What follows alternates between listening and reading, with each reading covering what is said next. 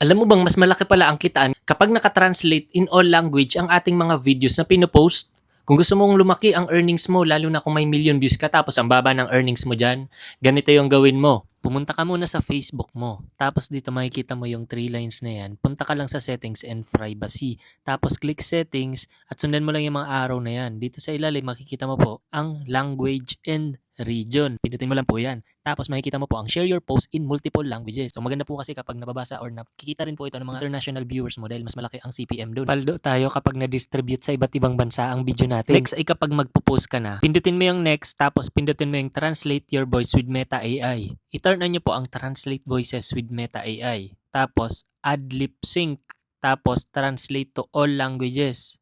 Tapos, pindutin nyo po yung all languages. Dapat lahat pong language na yan ay meron pong blue check. Tapos, back ka na. Tapos, review before publishing. Tapos, i-post mo na yung video mo. Lagyan mo ng matinding caption na. Okay? Kapag gusto mo pa ng mga ganitong klaseng video, follow and share for more. Thank you mga daily.